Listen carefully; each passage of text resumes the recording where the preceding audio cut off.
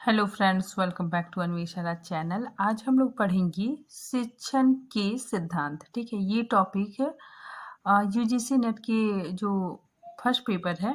ठीक है, तो उसी के अंतर्गत ये टॉपिक है। ठीक है, जो हम लोग शिक्षण अभिवृत्ति पढ़े, ठीक है, उसके अंदर ही ये टॉपिक है शिक्षण के सिद्धांत। ठीक है, टीचिंग प्रिंसिपल्स। तो ये काफ़ी इम्पोर्टेंट टॉपिक है। तो आज हम लोग इस टॉपिक को पूरी विस्तार से पढ़ेंगे। ठीक है, चलिए पढ़ना स्टार्ट करते हैं। देखिए, शिक्षण विधि दो प्रकार के सिद्धांतों पर आधारित होती है। ठीक है, मतलब शिक्षण विधि मतलब क्या हो गया, जो पढ़ाने का तरीका है वो दो प्रकार के सिद्धांतों पर आधारित है। ठीक है, पहला सामान्य सिद्धांत और दूसरा मनोवैज्ञानिक सिद्धांत। ठीक है, देखिए ये जो सिद्धांत है, ठीक है, ये जो प्रिंसिपल है, ये जो सिद्धांत है ये शिक्षक के लिए। ठीक है, मतलब शिक्षक अपनी मतलब पाठ्य अपनी टीचिंग मेथड में क्या मतलब चेंजेस लाए। ठीक है, तो ये शिक्षक के लिए होता है। ठीक है, छात्र के लिए नहीं होता है। ठीक है, तो चलिए अब हम लोग सामान्य सिद्धांत के अंतर्गत पढ़ते हैं कि सामान्य सिद्धांत के अंतर्गत कौन कौन से सिद्धांत आते हैं। ठीक है, सबसे पहले नंबर 1 देखिए, रुचि का सिद्धांत। ठीक है, ये सामान्य सिद्धांत के अंतर्गत आता है। तो रुचि का सिद्धांत में क्या है कि बच्चे में क्या होनी चाहिए, और इंटरेस्ट होनी चाहिए। ठीक है, मतलब टीचर कोई पाठ पढ़ा रहा है तो बच्चे के अंदर उस पाठ को पढ़ने के लिए उसके अंदर क्या होनी चाहिए, इंटरेस्ट होनी चाहिए। ठीक है, मतलब रुचि होनी चाहिए। ठीक है, देखिए ये टॉपिक इसमें क्या कहा जाता है, क्या कहा गया है। देखिए, शिक्षण के स्पष्ट पठनीय एवं रुचिपूर्ण बनाने के लिए पाठ में एक आदर्श लक्ष्य निर्धारित किया जाता है। ठीक है, मतलब जो टीचर होता है वो एक आदर्श लक्ष्य निर्धारित करता है कि हाँ, मैं जो मतलब पाठ पढ़ाने जा रहा हूँ, ठीक है, उसके प्रति छात्रों में इंटरेस्ट उत्पन्न करूंगा। ठीक है, देखिए इस निर्धारित लक्ष्य के द्वारा ही आगे बढ़कर पाठ में रुचि उत्पन्न की जा सकती है। ठीक है, तो एक निर्धारित लक्ष्य होना चाहिए कि हम शिक्षक जो पढ़ा रहा है जो पाठ, ठीक है, उस पाठ के प्रति विद्यार्थियों में, छात्रों में क्या होनी चाहिए, मतलब रुचि उत्पन्न की जा सके। ठीक है, क्योंकि रुचि उत्पन्न होगा तो बच्चे बहुत इंटरेस्ट से पढ़ेंगे। ठीक है, और बहुत अच्छे तरीके से सीखेंगे। देखिए, कोई पाठ शिक्षक पढ़ा रहा है तो सबसे पहले उसका दायित्व होता है कि उस विषय के प्रति बच्चों में इंटरेस्ट आ जाए। ठीक है, तो शिक्षक कुछ ऐसा बताए कि बच्चों में इंटरेस्ट के साथ पढ़ने के लिए उत्सुकता उत्पन्न हो जाए। ठीक है, तो शिक्षक अपने विषय के बारे में कुछ मतलब इंटरेस्टिंग चीज़ें बताएं। ठीक है, जैसे कोई हिस्ट्री पढ़ा रहा है तो हिस्ट्री का जो स्टोरी है राजा महाराजा के बारे में, ठीक है, वो सबको बहुत मतलब कहानी के माध्यम से बहुत अच्छे तरह से पढ़ाए। ठीक है, तो इससे क्या हो जाएगा, बच्चे में इंटरेस्ट उत्पन्न हो जाएगा। ठीक है, और वो इंटरेस्ट के साथ है उसके अंदर पढ़ने में जिज्ञासा उत्पन्न हो जाएगी। ठीक है, और वो बहुत जल्दी सीख जाएगा। शिक्षार्थी के बीच वास्तविक रुचि पैदा करके शिक्षण अधिगम प्रक्रिया की प्रभावशीलता को बढ़ाया जा सकता है। ठीक है, अगर शिक्षार्थी के बीच क्या करेंगे हम लोग, वास्तविक रुचि उत्पन्न करेंगे तो जो अधिगम प्रक्रिया है, ठीक है, जो लर्निंग है, ठीक है, वो बहुत ही प्रभावशाली बनेगा। ठीक है, तो जो अधिगम प्रक्रिया है वो बहुत ही प्रभावशाली बनेगा। ठीक है, आगे देखिए, क्रियाशीलता का सिद्धांत। ठीक है, क्रियाशीलता मतलब क्या होता है, करके सीखना। ठीक है, मतलब बच्चे अगर स्वयं एक्टिविटी करके सीखेंगे तो वो बहुत ही जल्दी सीख जाएंगे। ठीक है, और साथ ही उन्हें बहुत आनंद आएगा। ठीक है, देखिए इस सिद्धांत के अंतर्गत बालक जैसे जैसे क्रियाशील होता जाता है वह कार्य करने में आनंद का अनुभव करने लगता है। ठीक है, तो बच्चे क्रियाशील रहेंगे तो उन्हें आनंद का अनुभव भी होगा। ठीक है, देखिए इस सिद्धांत के अंतर्गत करके सीखने पर जोर दिया जाता है। ठीक है, तो इस सिद्धांत के अंतर्गत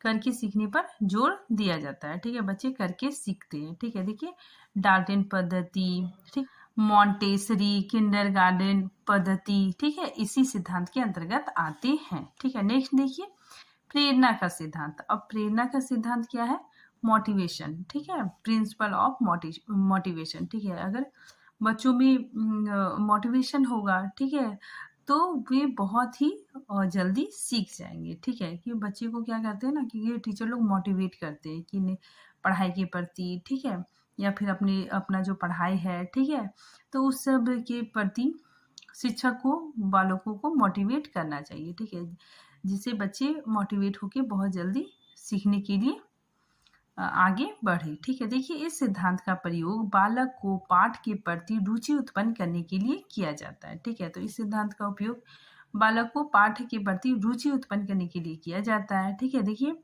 प्रेरणा का संचार होने पर, ठीक है, अगर वो मोटिवेट होगा, ठीक है, तो मोटिवेट होने पर बालक शीघ्र ही पाठ को सीखने का प्रयत्न करता है, ठीक है। आगे देखिए, बालकों को आसपास के वातावरण के बारे में भी जानकारी देनी चाहिए, ठीक है। तो जो बालक है उसको आसपास के वातावरण की भी जानकारी देनी चाहिए, ठीक है। जैसे देखिए, इसका उदाहरण भी मैंने लिखा है कि आसपास स्थित औद्योगिक कारखाना, ठीक है, विद्युतीय घर, ठीक है, म्यूजियम के बारे में जानकारी करने के लिए उन्हें वहाँ ले जाकर, ठीक है, उसके बारे में बताना चाहिए, ठीक है। तो बच्चे में क्या करना चाहिए कि जो मतलब अगर हम कुछ पढ़ा रहे हैं, ठीक है, मतलब कोल के बारे में पढ़ा रहे हैं, ठीक है, कोयला के बारे में पढ़ा रहे हैं, तो हम क्या करेंगे कि कोयला का जहाँ मतलब कारखाना है, ठीक है, वहाँ पे ले जाएंगे, ठीक है।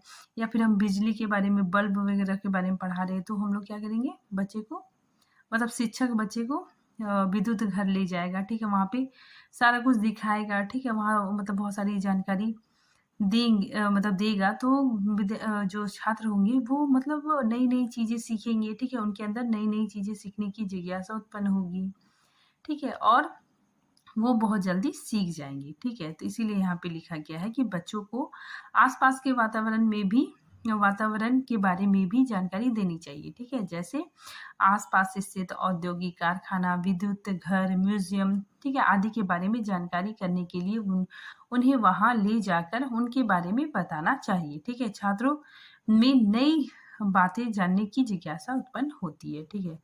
तो शिक्षक का यह कर्तव्य है कि बच्चों को नई नई बातें जानने के लिए उनके अंदर जिज्ञासा उत्पन्न करवाएं। आगे देखिए, नेक्स्ट सिद्धांत है निश्चित उद्देश्यों का सिद्धांत, ठीक है। इसमें देखिए, प्रत्येक कार्य अपने उद्देश्य के साथ ही पूरा होता है, ठीक है। तो हम लोग जानते हैं कि हर कार्य अपने उद्देश्य के साथ पूरा होता है, ठीक है। उसी तरह शिक्षण भी एक निश्चित शिक्षण में भी क्या होना चाहिए, एक निश्चित उद्देश्य होना चाहिए, ठीक है।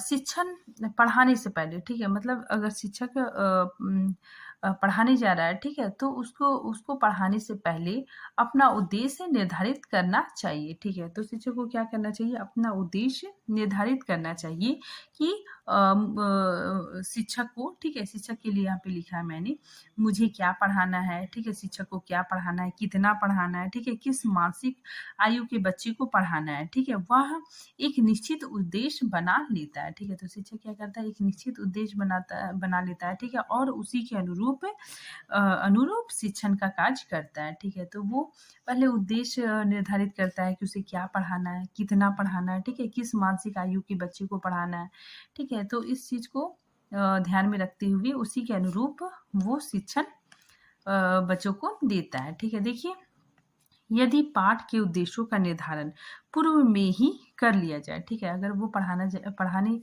जा रहा है शिक्षक, ठीक है, तो उससे पहले ही अगर वो अपने उद्देश्यों का निर्धारण कर लेता है, तो क्या होता है, शिक्षण बहुत ही स्पष्ट, व्यवहारिक, सरल, सुगम और रुचिकर हो जाता है, ठीक है। साथ ही साथ शिक्षक शिक्षार्थी की क्रियाओं, विषय, वस्तु, ठीक है, विधि, प्रविधि, सहायक सामग्री, ठीक है, टीचिंग मटेरियल, ठीक है, सहायक सामग्री, मूल्यांकन की प्रविधियां आदि का भी निर्धारण करता है, ठीक है। तो शिक्षक क्या करता है, पढ़ाने से पहले सब कुछ निर्धारित कर लेता है, ठीक है, कौन सा चार्ट बच्चों को दिखलाना है पढ़ाते समय, ठीक है, सहायक सामग्री, टीचिंग मटेरियल कौन सा यूज करना है, ठीक है। तो ये सब सारी चीजें वो पहले ही निर्धारित कर लेता है, ठीक है। ये शिक्षक पाठ के उद्देश्य को लेकर निश्चित नहीं होता है, ठीक है। अगर शिक्षक पाठ के उद्देश्यों को लेकर निश्चित नहीं होता है, ठीक है, तो वह अपने शिक्षण को प्रभावी, स्पष्ट और रोचक नहीं बना सकता, ठीक है।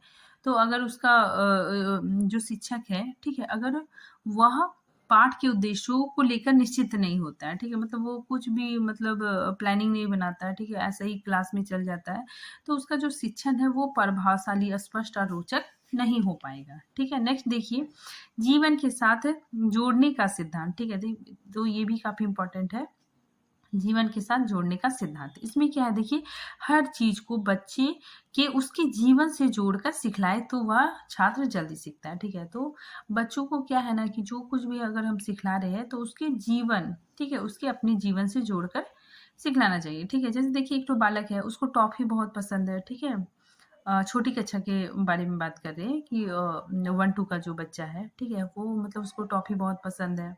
ठीक है, तो उसको हम क्या कहेंगे कि मान लो तुम्हारे पास 5 टॉफ़ी है, ठीक है, और तुमने 4 टॉफ़ी अपने फ्रेंड को दे दिया, तो तुम्हारे पास कितना बचा? ठीक है, तो उसको बहुत इंटरेस्टिंग लगेगा। ठीक है, तो उसके जीवन से जोड़ के हम उसको अगर सिखलाएँगे तो बच्चा बहुत जल्दी सीख जाएगा। ठीक है, और वो आंसर भी देगा। ठीक है, और बहुत मतलब बहुत जल्दी वो सीख जाएगा। ठीक है, यहाँ पे देखिए किसी विषय को पढ़ाते समय इस बात का ध्यान रखा जाए कि जीवन में प्रयुक्त होने वाली परिस्थितियों से संबंधित हो। ठीक है, जीवन से संबंधित विषय को बालक जल्दी सीख जाता है। ठीक है, अगर उसके जीवन से संबंधित, ठीक है, उनके उसका जो परिस्थिति है, ठीक है, अगर हम उससे जोड़ेंगे तो बच्चे बहुत जल्दी सीख लेते हैं। आगे देखिए नियोजन का सिद्धांत। ठीक है, नियोजन का सिद्धांत मतलब क्या हो गया, प्रिंसिपल ऑफ प्लानिंग। ठीक है, देखिए कुशल शिक्षण का आधार नियोजन होता है। ठीक है, नियोजन मतलब प्लानिंग। ठीक है, कुशल शिक्षण का आधार क्या होता है, प्लानिंग होता है। देखिए किसी पाठ को पढ़ाने से पूर्व शिक्षक को यह निश्चित कर लेना चाहिए कि उसे क्या पढ़ाना है। ठीक है, तो किसी विषय को पढ़ाने से पूर्व शिक्षक को यह निश्चित करना चाहिए कि उसे मतलब कौन सा चैप्टर पढ़ाना है। ठीक है, किस विधि को अपनाना है। ठीक है, कौन सा टीचिंग मटेरियल अपनाना है। ठीक है, चार्ट, मैप, ठीक है, किस मैप का प्रयोग करना है। ठीक है, फिर देखिए किस प्रकार कक्षा में आने वाली समस्याओं का निराकार करना है। ठीक है, मतलब उसे पहले से ही प्लानिंग करना चाहिए कि कक्षा में मतलब बालक कहाँ-कहाँ मतलब अगर मैं इस टॉपिक को पढ़ा रहा हूँ तो कहाँ-कहाँ उसे दिक्कत आएगी। ठीक है, फिर मैं उसका कैसे मतलब उनकी समस्याओं का हल करूँगा। ठीक है, बच्चे कौन-कौन से क्वेश्चन पूछ सकते हैं। ठीक है, तो ये सब चीज़ वे जो शिक्षक है वो क्लास में जाने से पहले ही उसका सारा कुछ प्लानिंग कर लेगा। आगे देखिए योकम और तथा शिक्षण के अनुसार नियोजन अपव्यय को रोकता है। ठीक है, यह शिक्षक को व्यवस्थित एवं क्रमबद्ध होने में सहायता करता है। ठीक है, तो यह क्या करता है, शिक्षक को व्यवस्थित और क्रमबद्ध होने में सहायता करता है। ठीक है, आगे देखिए पाठ्य सामग्री चुनने के बाद। ठीक है, अगर शिक्षक ने पाठ्य सामग्री चुन लिया, ठीक है, टीचिंग मटेरियल क्या-क्या यूज़ करना है, ठीक है, तो चुनने के बाद शिक्षक को क्रमबद्ध तरीके से, ठीक है, मतलब स्टेप बाय स्टेप, ठीक है, क्रमबद्ध तरीके से अन्य तत्वों का निर्माण करना चाहिए। ठीक है, देखिए उदाहरण के लिए पाठ योजना का निर्माण, ठीक है, तो शिक्षक क्या करेगा, लेसन प्लान बनाएगा। ठीक है, सहायक सामग्री का प्रयोग करेगा। ठीक है, और गृह कार्य उसे क्या-क्या देना है, ठीक है, वो सब का भी प्लानिंग करेगा। ठीक है, पुनरावृत्ति आदि, ठीक है, बच्चों को जो पढ़ाया है, ठीक है, उसको मतलब बच्चों को फिर से रिवीजन करवाएगा। ठीक है, फिर देखिए एक क्रमबद्ध तरीके से उसकी प्लानिंग बहुत ज़रूरी है। ठीक है, तो एक क्रमबद्ध तरीके से शिक्षक को प्लानिंग करना बहुत जरूरी है। नेक्स्ट देखिए चयन का सिद्धांत। ठीक है, प्रिंसिपल ऑफ सिलेक्शन। ठीक है, इसमें देखिए क्या बताया जा रहा है कि ज्ञान विस्तृत है, जो ज्ञान है वो क्या है, बहुत विस्तृत है। उस ज्ञान को बालक की क्षमताओं एवं योग्यता के अनुसार ही महत्वपूर्ण तथ्यों का चयन करके प्रदान करना चाहिए। ठीक है, तो ज्ञान नॉलेज तो बहुत विस्तृत है। ठीक है, और शिक्षक को बालक की क्षमता और योग्यता के अनुसार जो महत्वपूर्ण तथ्य है, ठीक है, महत्वपूर्ण बातों का चयन करके विद्यार्थियों को पढ़ाना चाहिए। ठीक है, आगे देखिए शिक्षक संपूर्ण इकाई अथवा पाठ्यक्रम को एक ही 40-45 मिनट के कालांश में प्रदान नहीं कर सकता। ठीक है, मतलब शिक्षक को 40-45 मिनट का ही क्लास मिलता है। ठीक है, तो उतनी कम समय में, ठीक है, उतना विस्तृत पढ़ाना पॉसिबल नहीं हो पाता है। ठीक है, इसीलिए शिक्षक को क्या करना चाहिए, उपयुक्त एवं महत्वपूर्ण बातों का चयन करके बच्चों को पढ़ाना चाहिए। ठीक है, जो मतलब बहुत इम्पोर्टेंट है। ठीक है, और जो मतलब बच्चों की जानकारी के लिए भी आवश्यक है। ठीक है, तो उस महत्वपूर्ण बातों को चयन करके बच्चों को पढ़ाना चाहिए। ठीक है, इस हेतु शिक्षक को क्या, ठीक है, क्या पढ़ाना है, कब पढ़ाना है, ठीक है, कितना और कैसे पढ़ाना है, ठीक है, इसका चयन करना आवश्यक हो जाता है।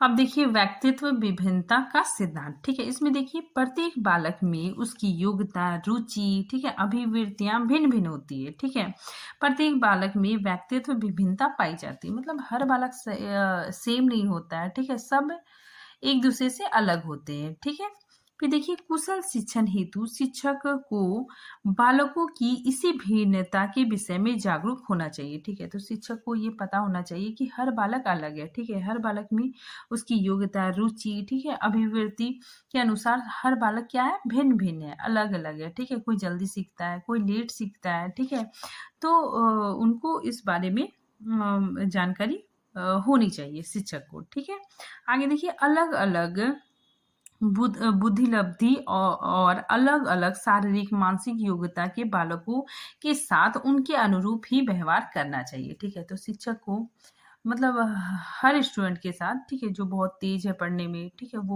कोई बहुत कमजोर है, ठीक है, सबके साथ समान व्यवहार करना चाहिए। ठीक है, ये नहीं कि जो मतलब बहुत तेज है, ठीक है, उसके साथ अच्छा व्यवहार करे। ठीक है, और जो थोड़ा कमजोर है पढ़ने में, उसके साथ हम अच्छा व्यवहार, मतलब शिक्षक अच्छा व्यवहार नहीं करेगा तो मतलब छात्र में क्या होगा, हीनता का भावना आ जाएगा। ठीक है, तो जो बच्चे हैं, ठीक है, उसकी शारीरिक मानसिक योग्यता के बालकों के साथ उसके अनुरूप ही व्यवहार करना चाहिए। ठीक, जिससे प्रत्येक स्तर पर छात्र लाभान्वित हो सके। ठीक है, तो जिससे क्या हो सके कि हर बच्चे को लाभ प्राप्त हो सके। ठीक है, मतलब जो शिक्षक है वो बच्चे के अकॉर्डिंग भी सिखाए। ठीक है, जो बच्चा थोड़ा कम सीखता है, ठीक है, मतलब थोड़ा लेट से सीखता है, उसको मतलब और अच्छे से एक्सप्लेन करके सिखाए। ठीक है, तो इससे क्या होगा कि हर बच्चे को लाभ होगा। ठीक है, नेक्स्ट देखिए लोकतांत्रिक व्यवहार का सिद्धांत। ठीक है, इसमें देखिए प्रिंसिपल ऑफ डेमोक्रेसी बिहेवियर। ठीक है, इसमें देखिए शिक्षक को यह चाहिए कि वह कक्षा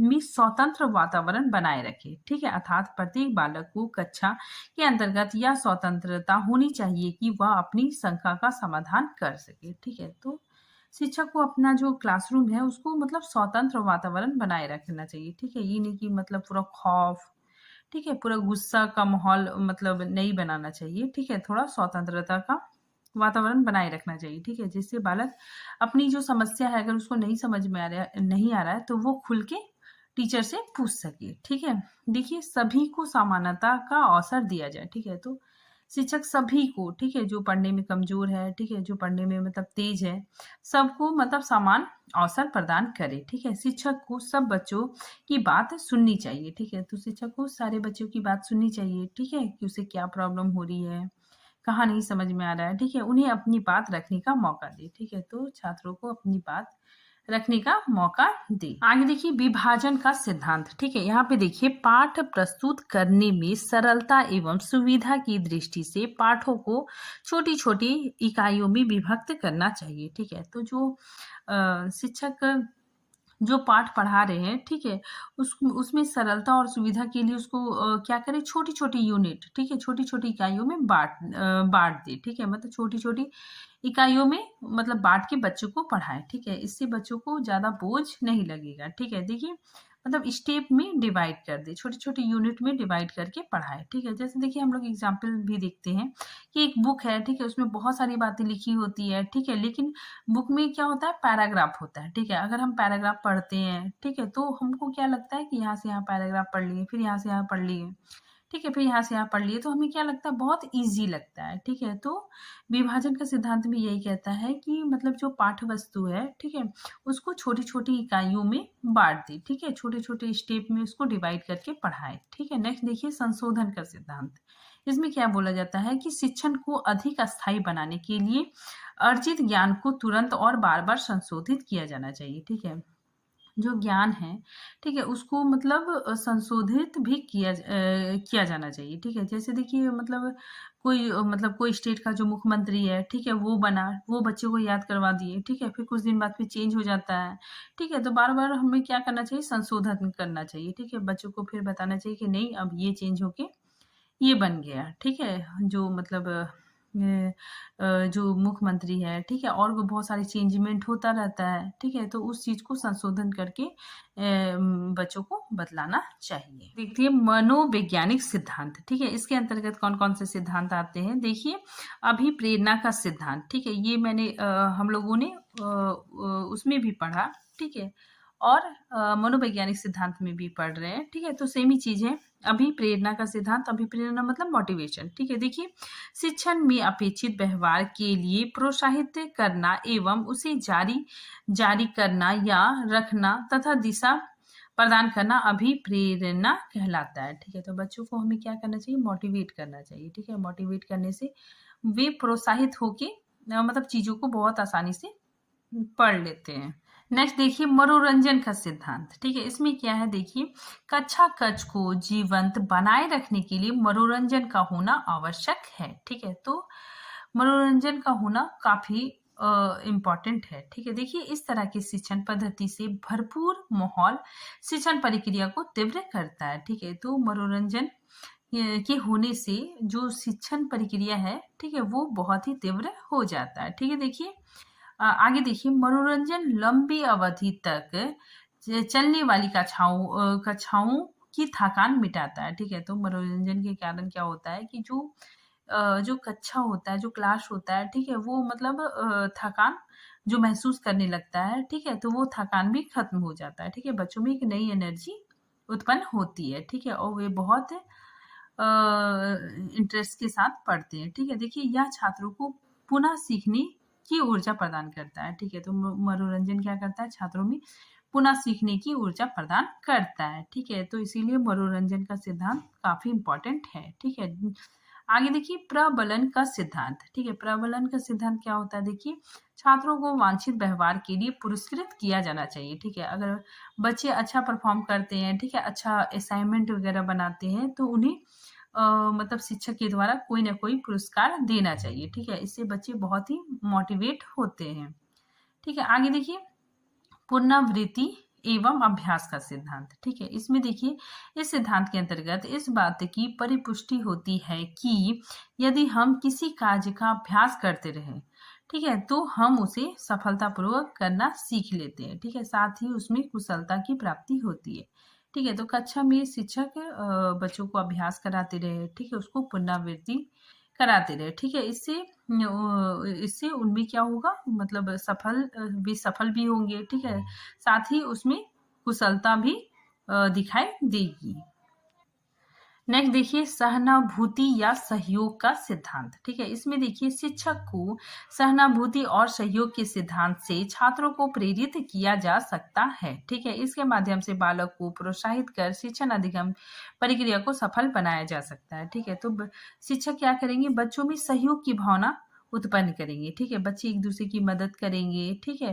तो जो शिक्षण अधिगम होगा, ठीक है, जो लर्निंग होगा वो भी काफी सफल होगा, ठीक है। जिस बच्चे को नहीं आ रहा है, ठीक है, और तो जो मतलब तेज विद्यार्थी है, ठीक है, जिसको आता है वो क्या करे, उसकी मदद कर दे, ठीक है। सहयोग की भावना हो, ठीक है, सहानुभूति की भावना हो, ठीक है, एक दूसरे को मतलब हर्ट ना करे, ठीक है, एक दूसरे का रिस्पेक्ट करे, ठीक है। तो इससे भी क्या हो जाएगा, अधिगम अच्छा होगा, ठीक है। नेक्स्ट देखिए रचनात्मक और आत्म अभिव्यक्ति के प्रोत्साहन का सिद्धांत, ठीक है। इसमें देखिए यह सिद्धांत मुख्यतः गणित और अन्य भाषाओं को सीखने से संबंधित होता है, ठीक है।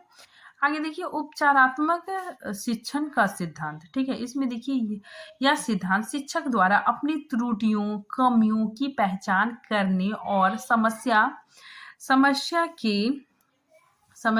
के उचित समाधान का सुझाव देने संबंधी है, ठीक है। देखिए यहाँ पे बताया जा रहा है कि मान लीजिए कोई कोई क्लासरूम है, ठीक है, उसमें क्या हो रहा है कि मतलब एग्जाम हो रहे हैं, ठीक है, तो बच्चे पास नहीं हो रहे हैं, ठीक है। तो इसमें छात्र असफल नहीं होता है, ठीक है, बल्कि पूरा सिस्टम असफल होता है, ठीक है। तो शिक्षक क्या करते हैं कि वो अपनी कमियों को देखते हैं, ठीक है, अपनी कमियों को पहचानते हैं कि कहाँ पे दिक्कत हो रहा है, कि छात्र मतलब सफल नहीं हो रहे हैं, ठीक है, वे सीख नहीं पा रहे हैं, ठीक है, वे मतलब एग्जाम में पास नहीं हो पा रहे हैं, ठीक है। तो वे अपने त्रुटियों, अपनी कमियों को पहचान कर उसमें सुधार करते हैं, ठीक है।